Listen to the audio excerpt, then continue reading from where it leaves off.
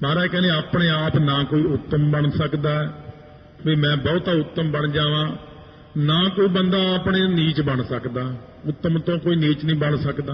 ये तो उहदे हुक्म विच ही नीच बनदा।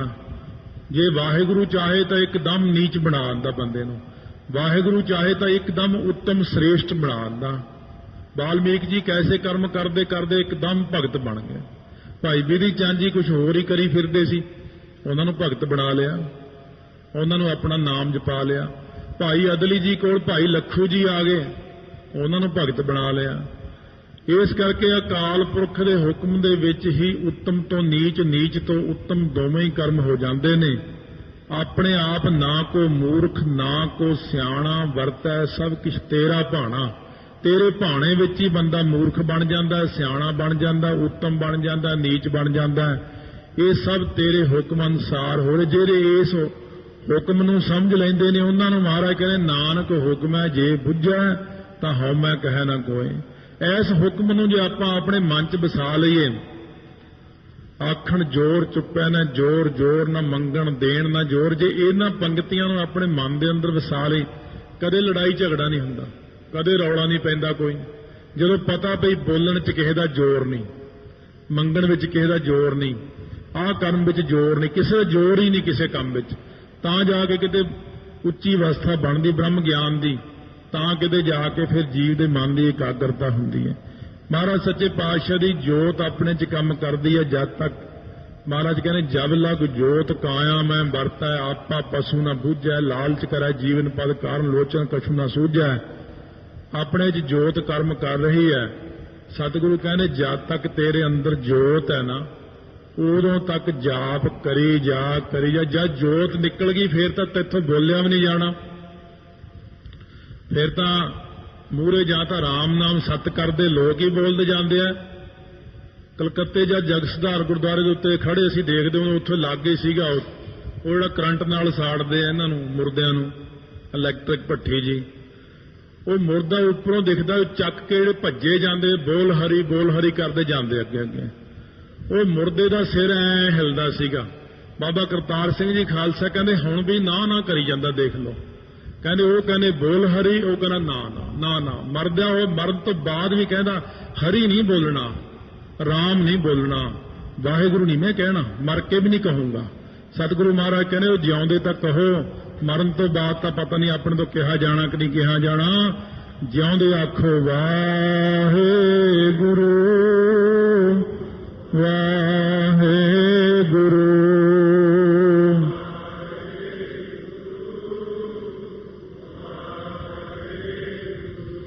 ਵਾਹਿਗੁਰੂ ਵਾਹਿਗੁਰੂ ਵਾਹਿਗੁਰੂ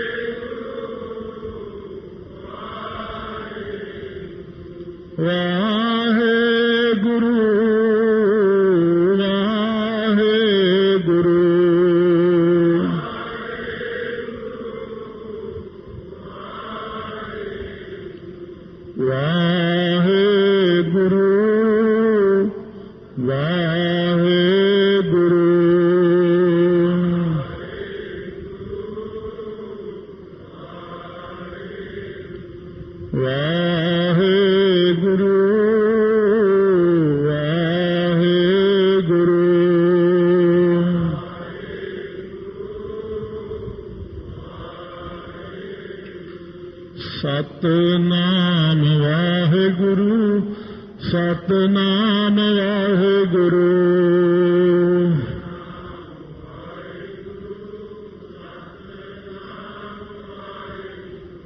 सतनाम वाहिगुरु सतनाम वाहिगुरु